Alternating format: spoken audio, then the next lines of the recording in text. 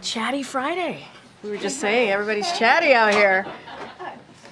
Oh my gosh, the first row. Let's give it up. Good luck to the ladies. Jojo, you have failed us in the second row. You have failed us in the second row. Almost. All right, with that, good afternoon. Happy Friday. Thank you for those who are able to show up in this wonderful winter storm in D.C. Have a couple of things at the top. So today we got more evidence that President Biden's economic plan is delivering results that more and more Americans are feeling. Consumer sentiments increased 13% this month, rising to its highest level in more than 2 years. In the last 2 months, sentiments has surged by 29%, the biggest 2-month jump in more than 30 years. It's clear Americans are starting to feel President Biden's strong economy. Wages have risen faster than inflation for 10 months in a row. The unemployment rate has remained below 4% for the longest stretch in 50 years. Inflation has fallen by about 2/3. We have more work to do, obviously, but we are on the right path. President Biden's agenda is a sharp contrast with congressional Republicans' plans to cut taxes for the wealthy and big corporations while raising health care and prescription drug costs for hard-working American families. And a few moments ago, I saw some of you have already been reporting this. The president signed the continuing resolution passed by bipartisan majorities in the House and Senate that prevents a needless shutdown, maintains current funding levels, and includes no extreme policies. Instead of wasting more time on partisan appropriation bills that violate the budget agreement 2/3 of them voted for last spring, House Republicans must finally do their jobs and work across the aisle to pass full-year funding bills that deliver for the American people and address urgent domestic and national security priorities by passing the president's supplemental request. Today, more good news. President Biden announced his administration is canceling debt for another 74,000 student borrowers across the country. With today's actions, the Biden-Harris administration has now canceled debts for 3.6 million Americans, and that's a big deal, as some will say around here, a big deal. Those receiving relief as a part of today's announcement include teachers, nurses, firefighters, and others who earned forgiveness after 10 years of public service. It also includes people who have been in repayment for 20 years but never got the relief that they earned. And in practical terms, it means that today, thanks to President Biden and this administration, millions of American families have a bit more breathing room to start a business, save for their kids' college, or buy their first home. From day one of this administration, the president vowed to improve the student loan system so that obtaining higher education provides Americans with opportunity and prosperity, not unimaginable burdens of student loan debt. The president will continue using every tool at his disposal to get student loan borrowers the relief they need to reach their dreams. Turning to this afternoon, the president's obviously his schedule this afternoon. The president knows that mayors get things done, and he is looking forward to welcoming bipartisan mayors attending the U.S. Conference of Mayors winter meeting to the White House later today. The president will highlight the ongoing partnership between federal and local governments to ensure communities across the country realize the full potential of investing in America agenda. The president will highlight the most significant investment in our nation's infrastructure in generations, the biggest investment in fighting climate change, progress preventing, reducing crime, our work to end homelessness, and much more. With that, we have the Admiral here, John Kirby, who's here to discuss the Middle East. Admiral, the podium's yours. Good afternoon, everybody. President Biden had a chance to speak this morning with Prime Minister Netanyahu. The President and the Prime Minister discussed ongoing efforts to secure the release of all remaining hostages that are being held by Hamas. The two leaders also reviewed the situation in Gaza and the shift to targeted operations that will enable the flow of increasing amounts of humanitarian assistance while keeping the military pressure on Hamas and its leaders significant. The president welcomed the decision from the government of Israel to permit the shipment of flour for the Palestinian people directly through Ashdod port, while our teams are separately working on options for more direct maritime delivery of assistance into Gaza. The president also discussed recent progress in ensuring the Palestinian Authority's revenues are available to pay salaries, including for the Palestinian security forces in the West Bank. The president also discussed Israel's responsibility, even as it maintains military pressure on Hamas and its leaders, to reduce civilian harm and to protect the innocents. The president also discussed his vision for a more durable peace and security for Israel, fully integrated within the region, and a two-state solution with Israel's security guaranteed. Now, and we'll have a formal readout of the call here shortly if it's not out already. Just one last thing. This morning, U.S. forces conducted 3 successful self-defense strikes against Houthi targets in Yemen. This is the 4th preemptive action that the U.S. military has taken in the past week against Houthi missile launchers that were ready to launch attacks. In this case, anti-ship missiles. CENTCOM, Central Command, will have more details on this a little bit later, but as you know, there are U.S. Navy ships in the Red Sea as well as international shipping. These actions were, I want to stress again, done in self-defense, but it also helps make safer international waters for both naval vessels as well as merchant shipping. Thank you. John, so the call with BD and the president today was the first since Christmas. Yes. Can you talk a little bit about why the delay, especially because they were talking so frequently over the fall? And then also on BD, does the president think a two-state solution is possible with BD in the office, given what he's said about it? On the modalities of the call and the frequencies, as I've said before, they will talk as appropriate. This was deemed by both leaders as the best opportunity for yet another call, Karine, and I have no doubt that there'll be additional calls going forward, clearly. The president still believes in the promise and the possibility of a two-state solution. Now, he recognizes that's going to take a lot of hard work. It's going to take a lot of leadership there in the region, particularly, on both sides of the issue. And the United States stands firmly committed to eventually seeing that outcome right now. And we're talking to them actively about post-conflict Gaza and what governance there needs to look like and the importance of an independent Palestinian state for long-term security, not just for the Palestinian people, but for the Israeli people as well. Currently, of course, we're rightly focused, as I said in the opening statement, on making sure Israel has what it continues to have what it needs to defend itself. Thanks, Karine. Thanks, John. So you continue to reiterate the administration's policy that you support a two-state solution. Senator Elizabeth Warren says that if Netanyahu opposes that, then we need to question why we are supporting the Netanyahu government. So why is the U.S. supporting a government that opposes U.S. policy? I'm not sure what the context means of supporting the government, but let's just take it. I'm going to assume it's meant in the context of this war they're fighting. It is certainly we're certainly supporting the Israeli governments to defend themselves, but it's really bigger than that. It's about supporting the Israeli people's right to exist, right to be a nation. I mean, again, you don't have to look any further than the 2017 manifesto of Hamas to see what their ultimate plans are. They want to wipe the country off the face of the map. So we're defending Israel's right to defend itself. The Israeli people get to decide who represents them, who their elected officials are. We don't decide that. And we will always work with whoever the Israeli people decide to put into power and government. We'll always work with them, regardless of the differences, maybe on political issues. They chose this government. This is the government that is in charge of conducting warfare against Hamas. We're going to make sure that they have what they need, in addition to making sure, as I said in the opening statement, that we're doing everything we can to alleviate the humanitarian suffering in Gaza. Warren's not alone in expressing these concerns. Is the president worried that, given what Netanyahu has said about opposing a Palestinian state, it could complicate the efforts to pass the supplemental? The president's under two things, and under no illusions of how elusive a two-state solution has been, and how much hard work there's going to be ahead for all of us to try to get there. On the supplemental, Again, I don't want to negotiate here in public.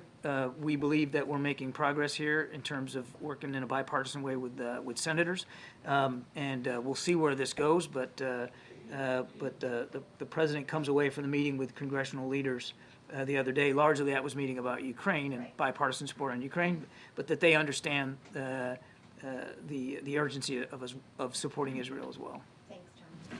Thanks. Thanks, John. You said yesterday that the U.S. is taking away capabilities from the Houthis with each and every one of these strikes and making it harder for them to continue to propagate these attacks. Can you quantify that progress, describe that?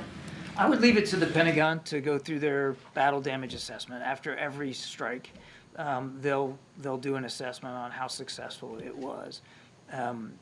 They believe that they have had good effects on degrading some of these Houthi capabilities. But clearly, and the president alluded to this yesterday, they still have some offensive capability, and we're going to keep taking the actions we believe we need to take to defend ourselves. But I couldn't give you a percentage. That's really a better question for U.S. Central Command or for DOD to speak to. And you also said yesterday the U.S. has additional options available to take on the Houthis. What is the administration waiting for to use those other options? Is there some red line or something that would happen? I don't think it'd be fair to say we're waiting on anything. I mean, we've been taking shots as needed, including this morning. While 3 anti-ship cruise missiles were sitting on the rails ready to go, and we knocked them out before they had a chance to launch them. We also designated the Houthis as a specially designated global terrorist. That allows us some additional economic levers that we didn't have available to us before, and we'll keep reviewing our options going forward.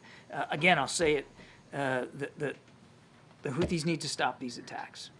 They can make that choice. Clearly, they've made opposite choices. So we have choices to make too. And we have options available to us as well. We'll continue to explore those options. Clearly, one of the options that we are and will continue to take are in the military realm if needed. John, just on the North Korean underwater nuclear weapon systems test yesterday. Do you have any information on that? What's your response to that?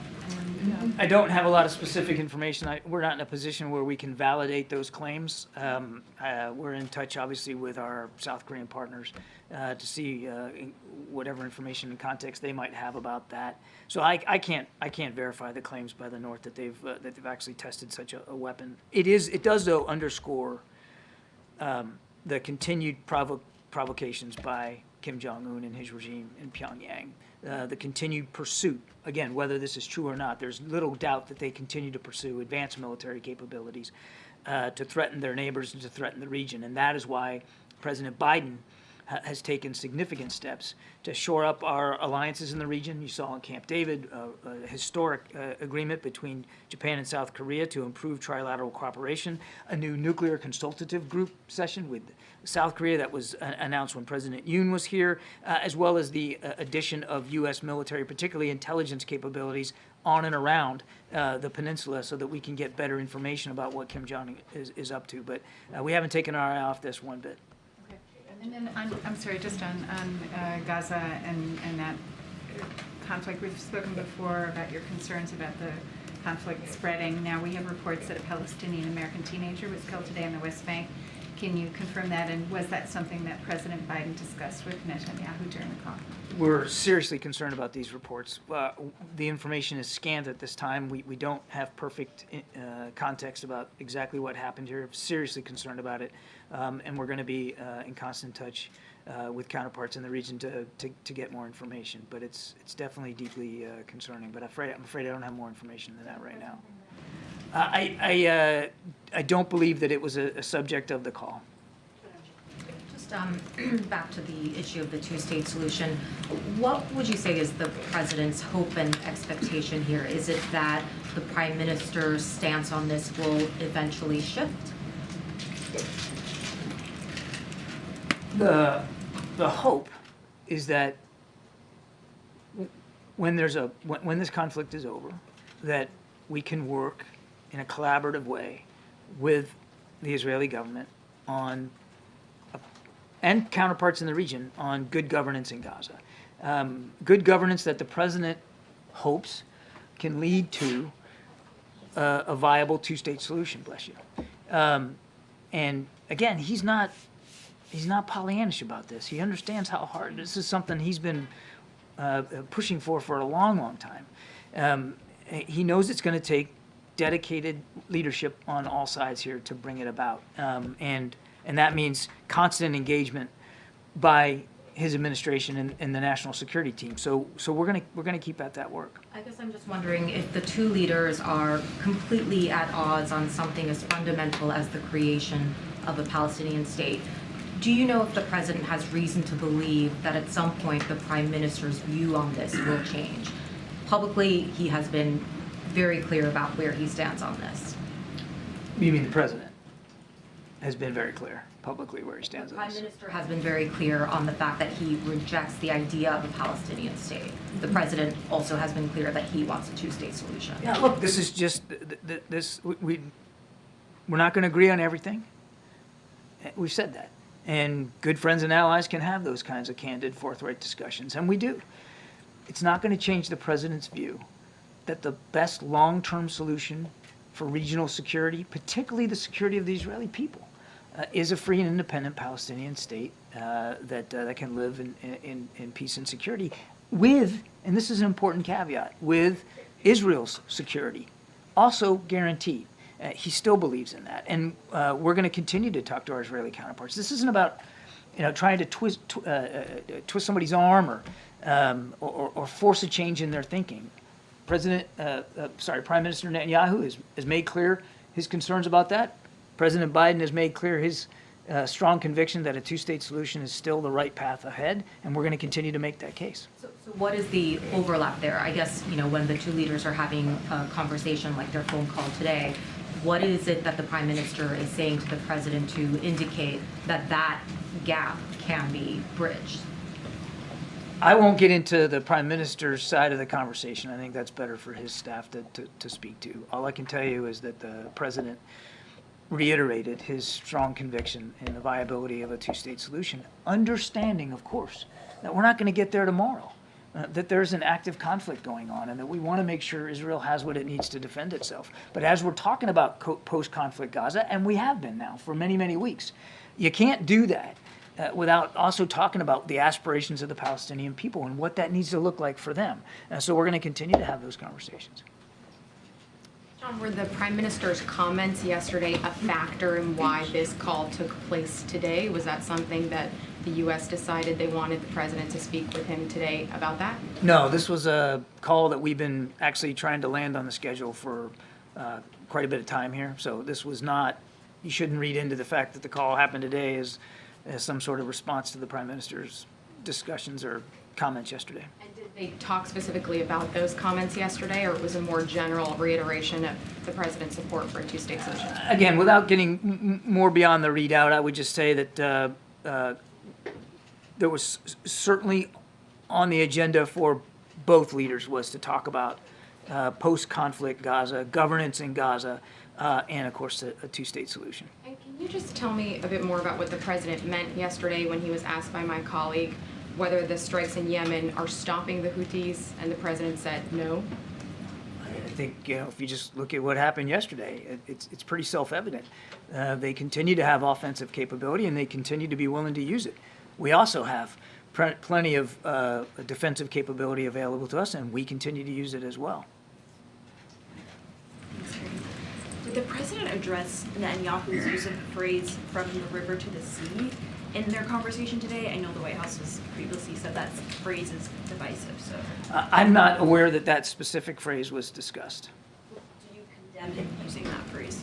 Look, there's a connotation with that phrase. We've talked about this before, but when you use the phrase "river to the sea," it speaks basically to the mantra of Hamas and in their manifesto, where they basically describe the geographic bounds of what they believe to be Palestine. And if you look at it on the map, if you go look at the four corners that they describe it, it's basically the state of Israel.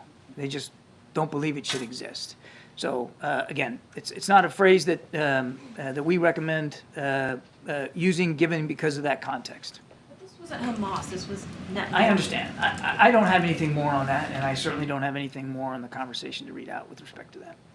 You had talked about the hard work it will take to kind of come to an agreement of sorts on a two-state solution. Can you outline what that kind of work and conversation would look like? Does this mean more calls between Biden and Bibi? How does he expect to? Well, I think there's certainly going to be more calls between the two leaders, and there'll be more conversations between our two teams. I mean, Secretary of State Blinken's been there, 4 or 5 times since the 7th of October, and I have every expectation he'll be back again as well. And we're going to continue to have discussions with the team across a range of issues.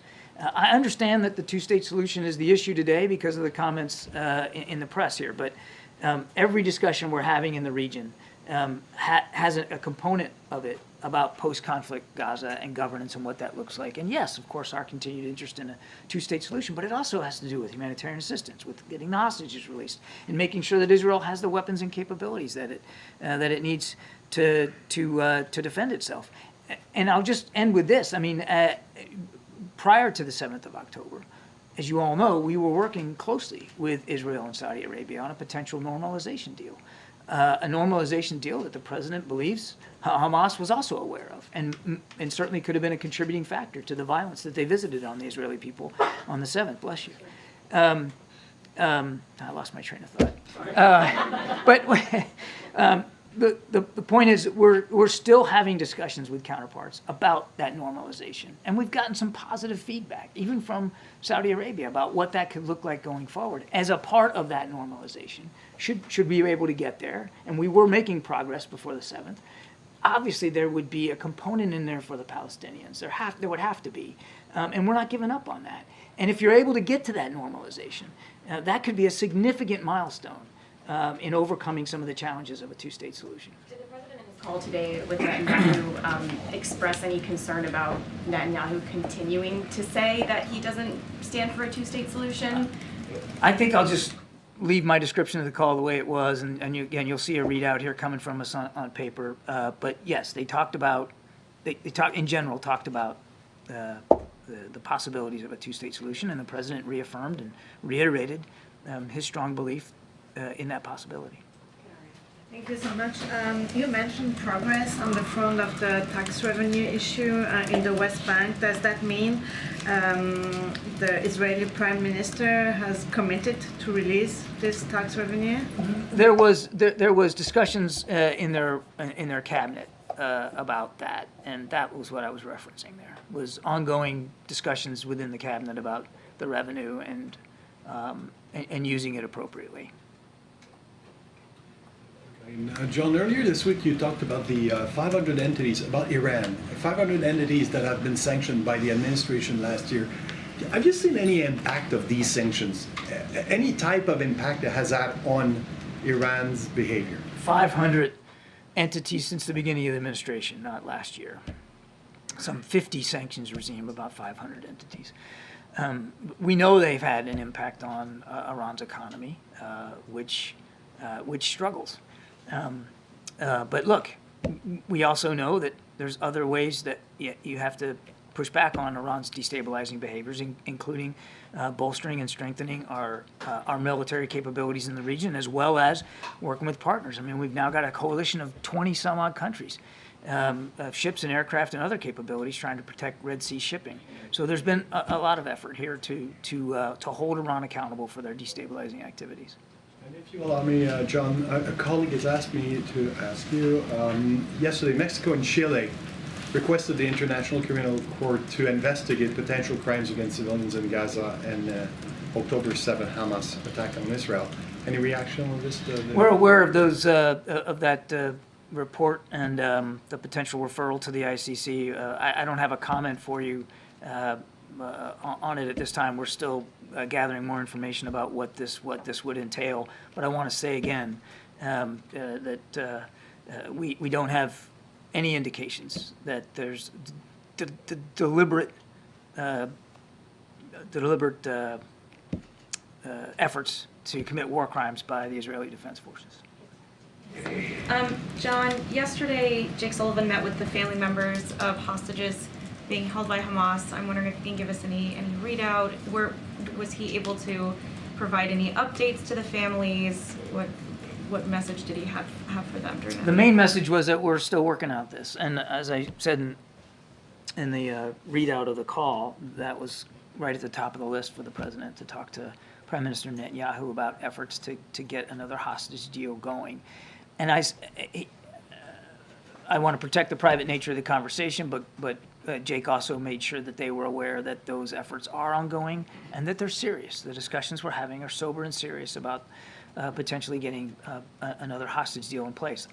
I'm not suggesting, and you shouldn't take away from this, that we'll have something to announce imminently or that we're over the finish line. I don't mean to suggest that at all. There's a lot of hard work still ahead, but we haven't given up on the effort, and the efforts are being taken very seriously by the national security team. And, you know, Brett McGurk was just in Doha last week, and that was a big reason why he was there. So that was, Jake wanted to bring them together, to make sure they knew, you know, we kept that connective tissue with them, that we still obviously care about their loved ones and getting them home, that they're a priority for President Biden, and updated them in general terms about the discussions that we've been having in the region. Was he able to give any kind of update about the condition or what was known about the condition of any of the hostages? Do we have new information or any information about how the hostages are doing? I don't have any information to share with you about what we know about the individual hostages. I will say, as I've said before, regrettably, we just don't have a lot of tactile information about where they are or what specific condition they're being held. And as I think you can imagine, it is very likely that they are being moved around quite a bit. So it's hard to get real fingertip feel on exactly how they are, but we have to assume they're being held in just the utmost deplorable of conditions. On the supplemental, just given the latest developments, I mean, how is the president thinking of this idea of conditioning aid to Israel? Is this being pushed by some of his allies? Is that something he supports?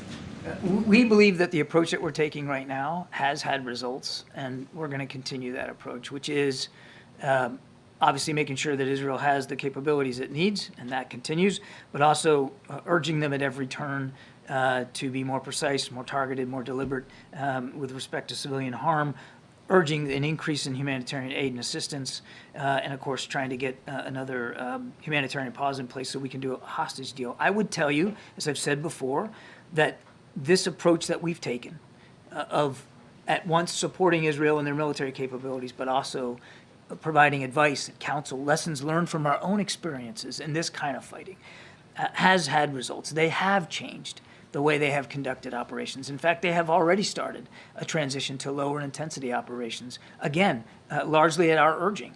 They opened up Kerem Shalom, a second gate of humanitarian assistance, largely at our urging. So the president's continued discussions with Prime Minister Netanyahu and at lower levels across our team has had results.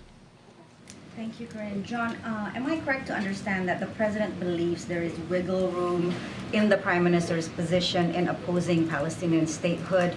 And what is the president prepared to offer beyond pushing for a Saudi-Israel normalization deal to convince the prime minister to accept the two-state solution?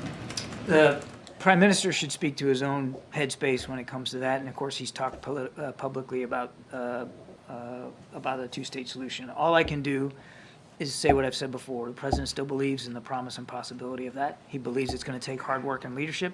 He's willing to put his shoulder to the wheel for that eventual outcome. At the same time, we've got to make sure that they have what they need to defend themselves and we get humanitarian assistance in. And I'm sorry, your second question was?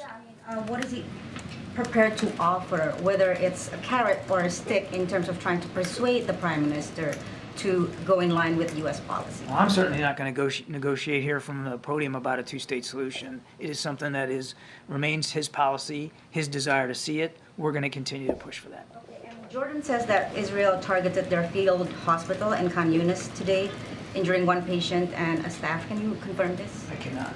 And one more. Does the administration believe that the Houthis will stop their attacks if there is a ceasefire in Gaza, and does that play a factor into the calculus of I pushing? think you got to take anything the Houthis say with a big grain of salt. We're not taking what they say to the bank, and this idea that this is somehow about Gaza just doesn't square with the facts. I I mean, that most of the ships that they're going after have nothing to do with Israel. So we're not taking anything at face value. They need to stop these attacks. We've got capabilities available to us to use it if we have to. Just to clarify, what's happening in the Red Sea, the attacks from the Houthis, does not play a factor into the calculus of whether or not you're pushing Israel for a ceasefire? No. Thank you. Go ahead, Brian. Thanks a lot. Thanks, John. On Ecuador, is the U.S. and the President considering ramping up its military assistance to Ecuador as it confronts these violent drug gangs? I'm aware of no such plans to do that. The U.S. had an inaugural working group on defense issues with Ecuador last year. Is the President wanting to ramp up that cooperation? I'm aware of no such plans. All right. Thank you, Karine. Thank you, John. 2 questions. First, does the President plan similar calls as he had with Prime Minister Netanyahu, with President al-Sisi of Egypt and Crown Prince Mohammed bin Salman in Saudi Arabia? I have little doubt that there'll be additional conversations with both those leaders, as well as I suppose King Abdullah of Jordan as well. But I don't have anything on the schedule to speak to today. The other question is that before he was inaugurated, President Arevalo of Guatemala came to the U.S. and met with Jake Sullivan and others in the National Security Council. I believe he had a call from the President before he was sworn in. Is the administration discussing an apology for the 1954 coup in Guatemala come this June on its 60th anniversary? Not that I'm aware of.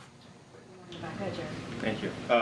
So on this call between the President and the Prime Minister, how much of it was focused on getting a better handle of kind of the timeline of these Israeli operations, the transition, I guess, to the less intense operations, and more broadly, is the administration satisfied with the progress that they're seeing Israel make in reaching its objectives in the war? I don't have a time hack for how long they talked about each topic. I went through quite a list of topics. The call was about 30 to 40 minutes long, and where they discussed all these things. Clearly, the President was interested in the Prime Minister's assessment of how things are going on the battlefield. And as I said earlier, and they've acknowledged that they have, in fact, begun a transition to lower intensity operations, which means less troops. They pulled out a whole division from the north, a slackening reliance on airstrikes. But again, it's really for the IDF to describe what those look like and the progress that they're making. And clearly, yes, the President was interested in Prime Minister Netanyahu's assessment of the progress they're making.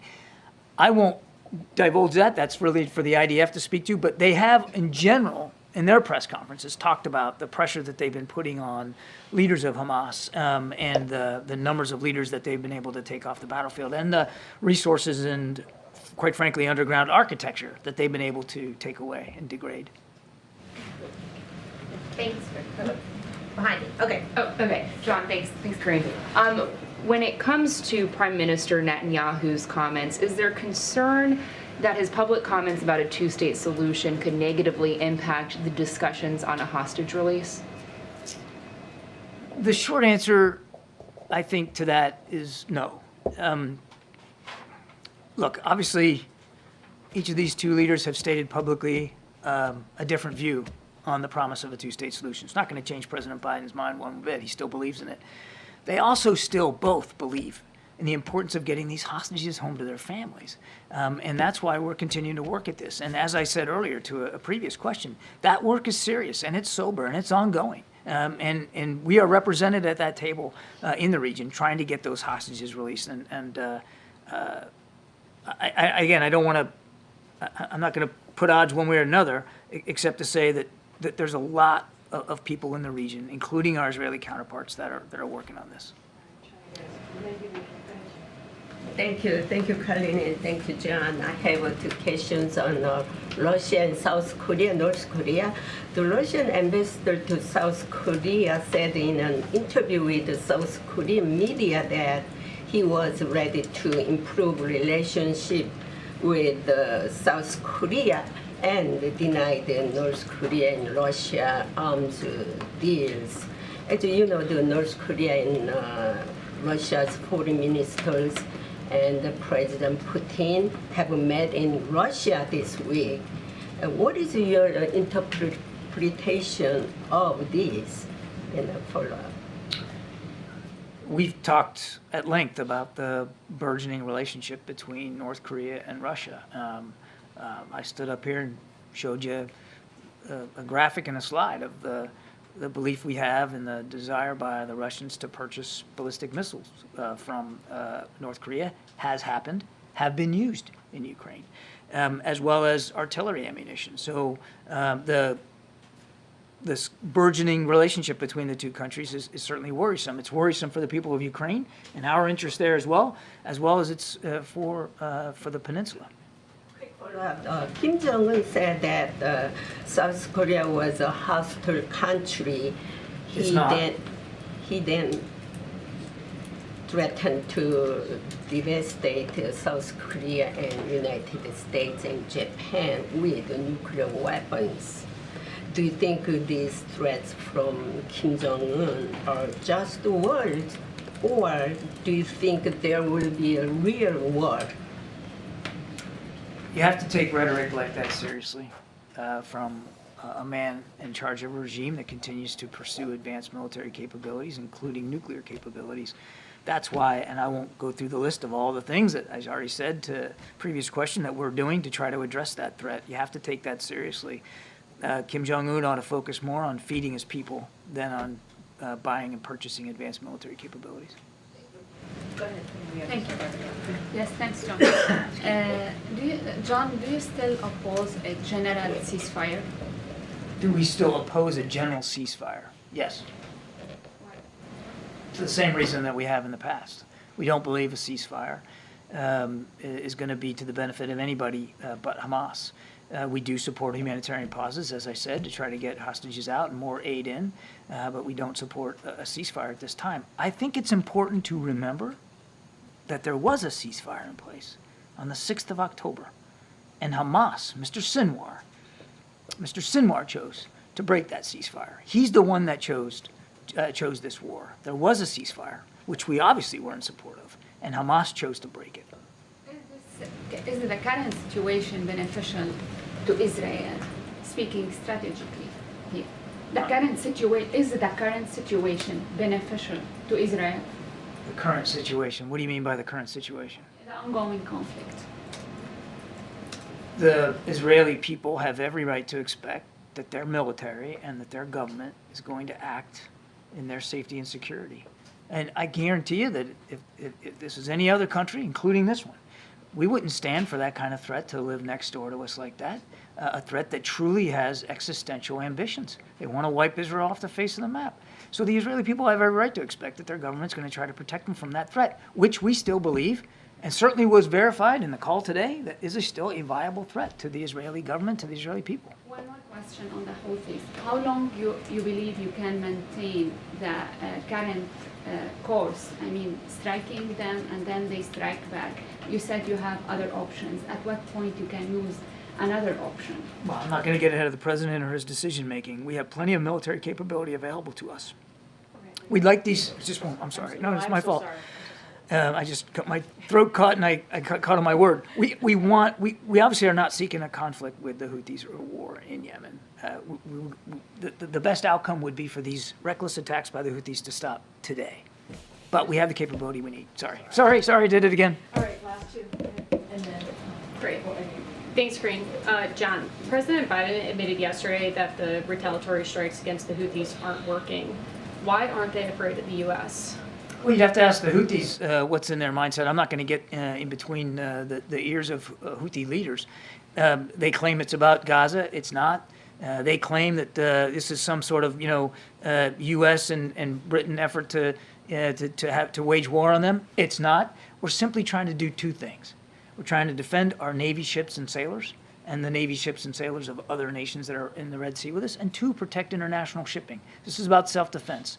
And again, this conflict, well, first of all, we don't seek a conflict. There doesn't need to be a conflict, but the exchange of fire that we have seen in recent days doesn't have to go on one day more if the Houthis would make the right decision to stop these attacks.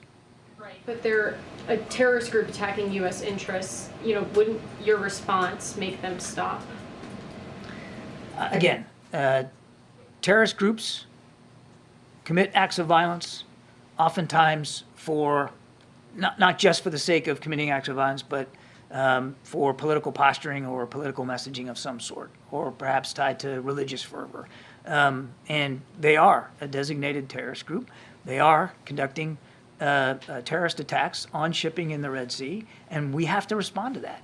I don't know what the alternative would be. Should we just stop defending ships and just let them have their way with the southern Red Sea? I don't think that's in anybody's interest. So we're not just gonna lay down here and wait for them to come to a different approach. They need to stop the attacks. If they don't, we'll continue to defend ourselves and make it harder for them to conduct them.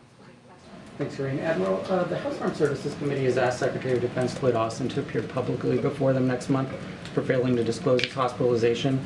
Will the White House support the Secretary testifying publicly? That'll be a decision for the Secretary of Defense, and he has to make that decision. Since he was released from the hospital, has he clearly explained to the President or any senior officials here what exactly happened? I'm not going to get into the personal and private discussions that the Secretary has had with the President of the United States. They have spoken as recently as late last week.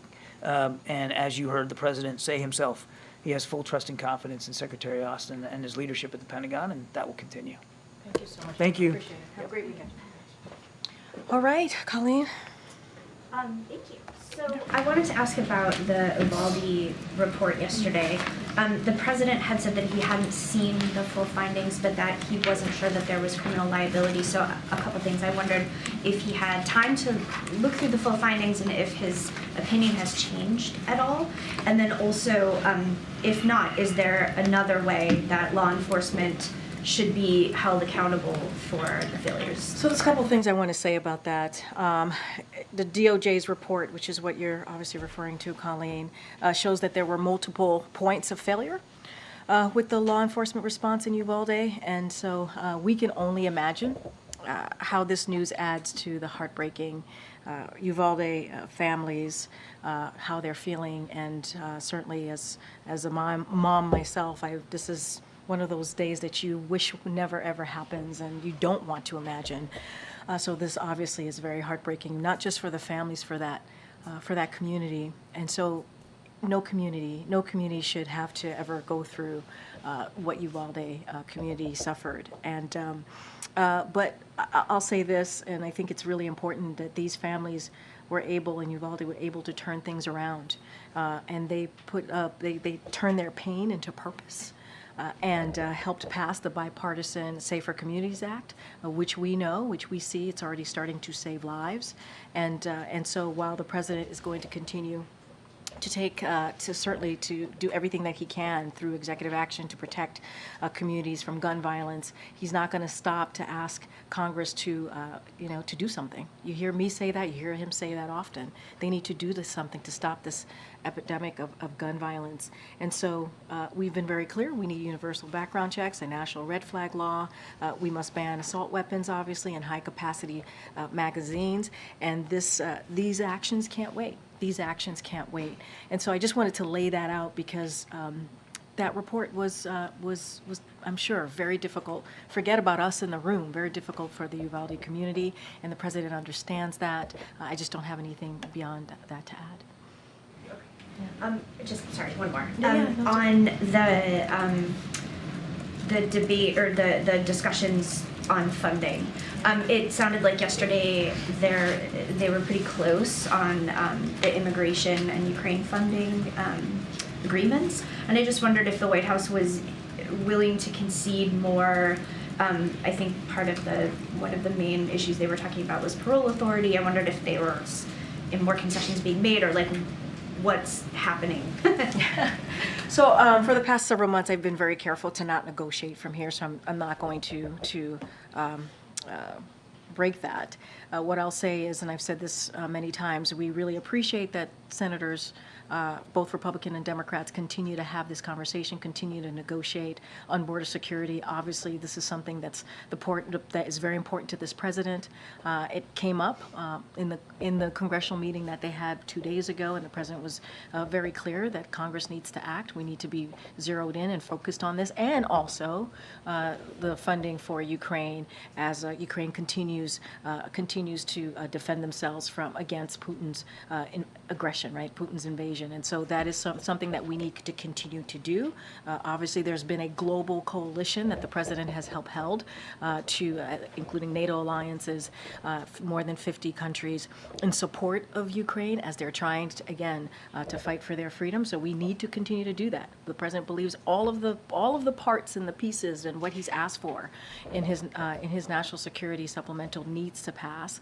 But going back to border security for a second, we think the conversations are going in the right direction.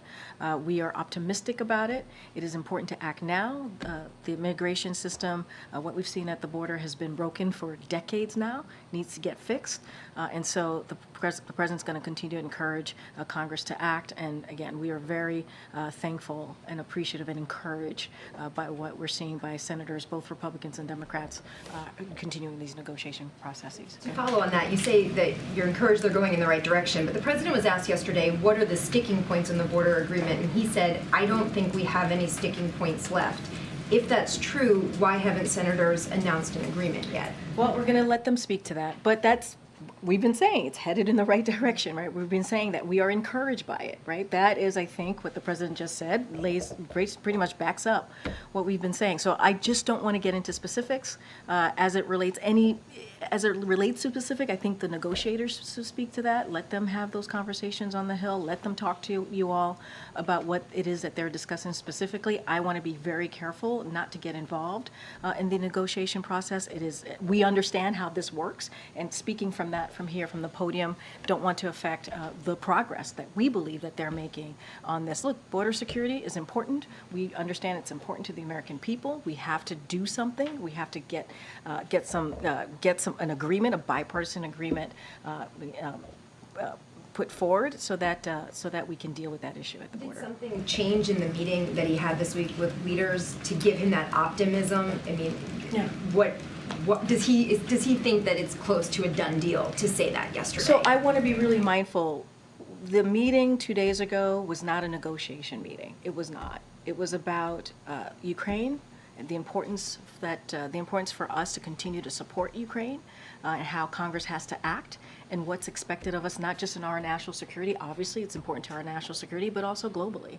And so that was the purpose of this meeting. It was not part of the negotiation. There are negotiations happening, as I just stated, over at the Hill with Republicans and Democrat senators, and we're going to let those negotiations happen. What the president wanted to be really clear about is the importance into continuing to support Ukraine as they defend themselves. As you know, National Security Advisor Jake Sullivan and DNI Avril Haines were part of that meeting. They laid out some examples of the consequences for Ukraine on the battlefield, and so that is what the conversation was about. Obviously, and as you all heard from some of these congressional leaders, they brought up the border security was discussed, but it was not in a negotiation meeting. J.B. Pritzker was in Des Moines this week and was talking about the inhumane practices of receiving, these migrants are still being sent by airplane to Chicago. I think the total number is 30,000 shipped to Chicago alone, and the mayors are meeting in town. They're certainly going to ask for more resources. What can the federal government do to help cities like Chicago that are really struggling with this, especially given the subarctic temperatures that we're seeing right now? And you've heard me say this very recently about how those actions that are being taken by Republican leadership is inhumane and is demoralizing.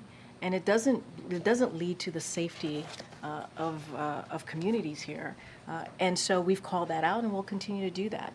And I've spoken to this already, but I'll lay it out a little bit more. During the last year, what our administration was able to do in corroboration with states and cities across the country, we launched this one-stop shop clinics to help eligible non-citizens get working permits and decompress the respective shelter system. That was something that that local leaders and state leaders asked for, and so we were able to obviously work in collaboration in getting that done.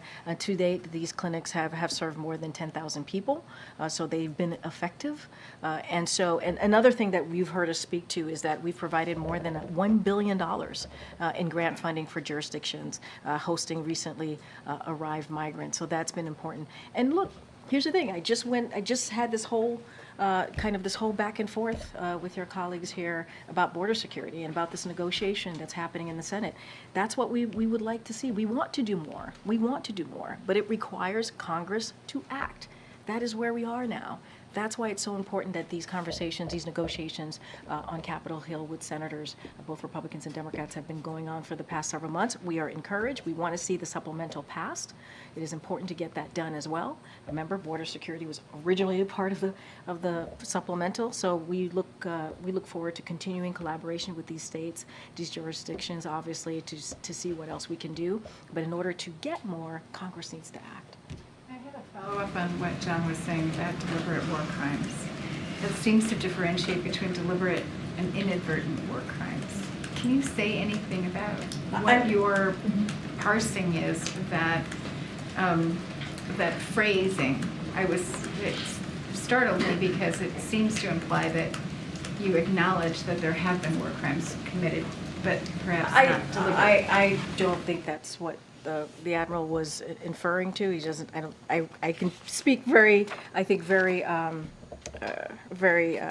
forcefully and say that is not what he was referring to. Look, we have been very clear about Israel's absolute right to defend itself. That's something that we say all the time, right? Obviously, this is our relationship, what we believe, as well as its obligation to abide by international law, right? To make sure that they are protecting civilian lives, whether Israeli lives or Palestinian lives. We've been really clear about that, and so I just want to be really careful. I'm not going to go beyond what the Admiral said here, and I wouldn't parse his words too much here. But we've been very clear on where we stand on what we believe we stand on. Obviously, we want to continue to have these diplomatic conversations as the President had with Prime Minister Netanyahu, and our focus has always been making sure, obviously, no civilian lives, right? One civilian life is too many. Getting that humanitarian aid into Gaza is incredibly important. Making sure hostages, American hostages, all hostages come home, and trying to continue these pauses, these humanitarian pauses that you have seen the President lead on, and they have been very successful, as the Admiral has said. If the International Court did rule that war crimes were committed, would the U.S. support? I'm not going to get into hypotheticals. I'm just not going to get into hypotheticals from here. Karine, does the President believe that a ban on menthol cigarettes would save the lives of Black Americans? So I want to be really careful. There's a rule-making process that's currently happening. I'm not going to get ahead of that. That is something for, obviously, the respective agency, FDA, to kind of take a look at that. I want to be really mindful. I wasn't asking about the rule. I was just asking whether that is something the President believes. No, I hear you. I just want to be careful because there's a process, a rule-making process that's currently happening on that particular issue, and I don't want to comment on this rule because on your question because that rule-making process is currently happening. FDA is doing their part.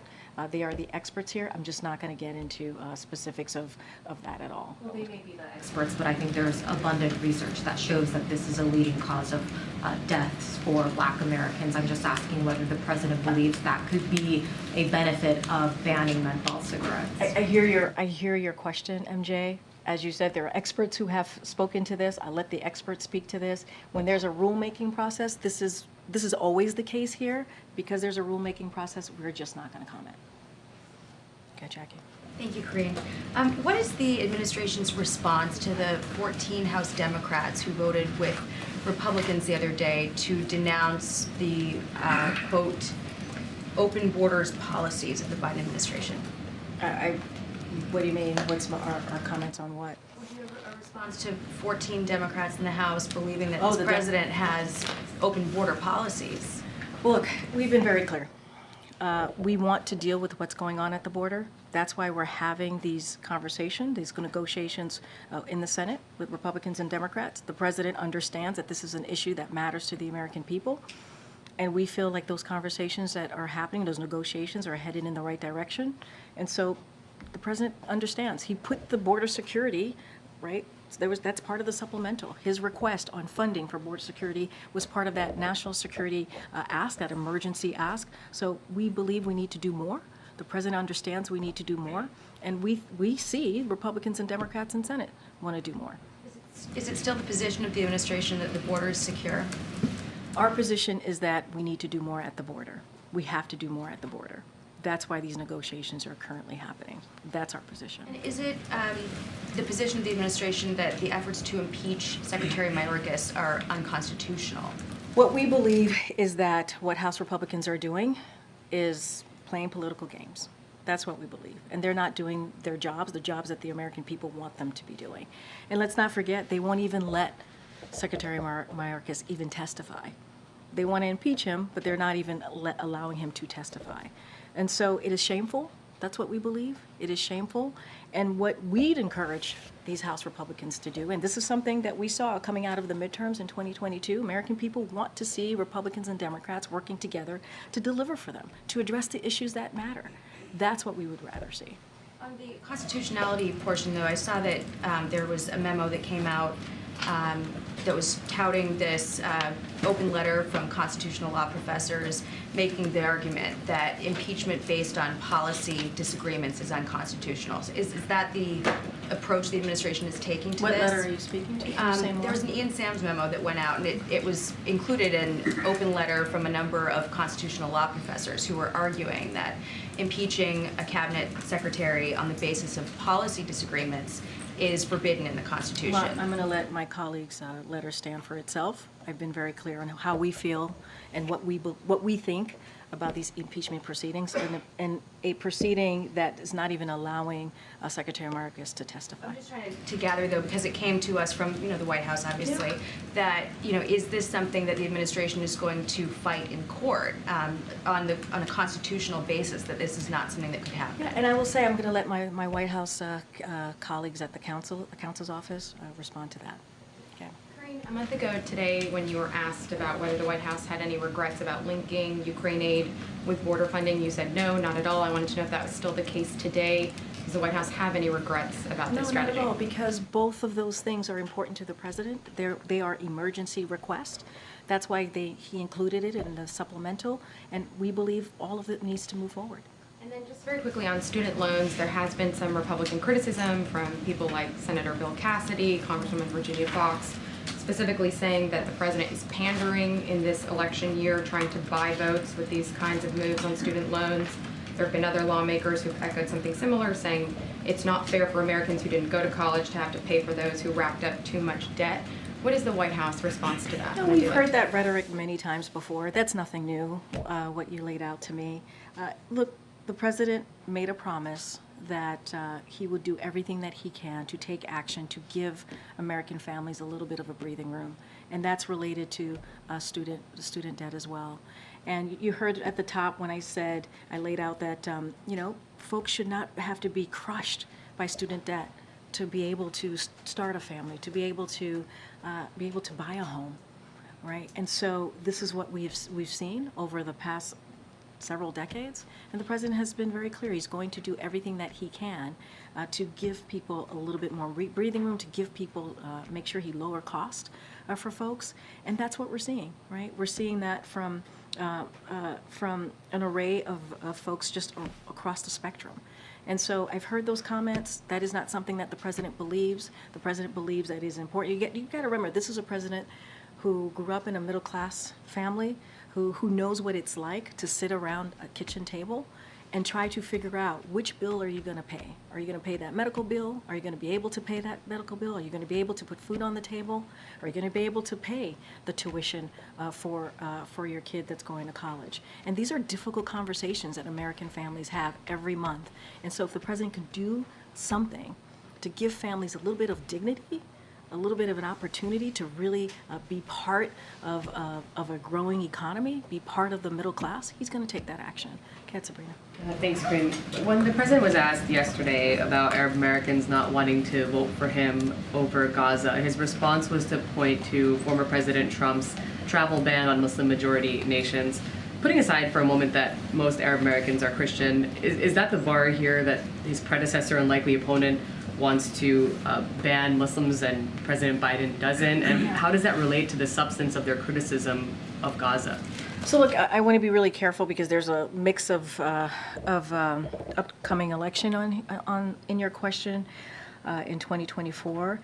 Look, I would look at, and I really want to be mindful here and careful. I think what the president was doing was trying to give a reminder of where we were before, right? What it looked like before in the last 4 years in the last administration. You have a president that has been very clear in protecting Arab Americans or any communities that are under attack, any communities that have felt left behind. And so he is, I think his record and what he's been trying to do for folks here in this country, all communities, including the Arab American community, is very, very clear. And so I think it was a question that he was asked. He answered it very quickly. It probably, he thought of it as obviously asked in a political way. And so that's where he went. But I just also want to be super careful because this is an upcoming election. And then away from the campaign then, since the conflict began, the president has sat down with Muslim leaders only once that we know of, on October 26th, and there was only one Palestinian American who was present for that meeting. Why has the president not met or engaged more directly with Palestinian American leaders in the more than 3 months since this conflict began? Well, as you just stated in the top of your question, he has had direct conversation with leaders in the respective communities. His team has stayed in touch with members and leaders of those respective communities, as you just laid out, Arab Americans and Muslim Americans as well. And so those conversations are obviously very important. I don't have anything to read out or lay out of any upcoming discussions with those leaders in those communities. But he's had direct conversation. He's had listened to them. Those were private conversations. We try not to read out specifically what was discussed. But obviously the president and his team has been in regular communications. Thanks, Karine. Monday's obviously the anniversary of Roe v. Wade. Do you have any preview of what the president plans to do to mark the day? Yeah, so as you know, the campaign made an announcement of the four principals here. The president, the vice president, the first lady, and the second gentleman are going to do an event on Tuesday and touch on Roe v. Wade. I would refer you to them on exactly what that's going to look like. And the vice president's going to do a tour specifically focusing on Roe v. Wade. So certainly would refer you to the vice president's office, and certainly we'll have more to share on that. All right, I'm being told to wrap it. Go ahead, Sarah. Thanks, Karine. On Wednesday, when you were asked about ahead of the meeting, Speaker Johnson's HR tour bus position, you had said Speaker Johnson's not the only congressman in the room. He's held to this hardline position, but was there any indication from House members who were present in the meeting or in other conversations that have been had with House members that there is a possibility of them taking on a Senate-passed agreement? Like if an agreement were to be reached and passed in the Senate, has he gotten any kind of assurances that the House would take that on? So I will say, I think there was broad agreement in the room in that meeting that they needed to deal with Ukraine and also the border. So there was a broad agreement there. I'm not going to get into specifics on how that would look like, but I think that's important. If both Republicans and Democrats in that meeting are saying, yes, we need to deal with this, we need to figure out how to make sure we support Ukraine, we need to figure out how to make sure we deal with the border security, I think that's important. And so that is what we were able to get out of that meeting as well, that type of understanding of addressing those two things. But is he optimistic that even if the Senate is able to come to an agreement, that it would be taken on and passed in the House? I mean, look, I'll say this, I'll add to this. It was a balanced and constructive conversation. That's what we saw, that's what happened. And there was, again, broad agreement to certainly deal with making sure Ukraine gets the funding that they need, making sure that we deal with border security. So that is the two important things that came out of that meeting. We are going to continue to have the conversation in the Senate, do the negotiations in the Senate on the border security to get something done, something that the American people want to see, and then we'll see what happens. I don't want to get into hypotheticals. I don't want to guess what's going to happen.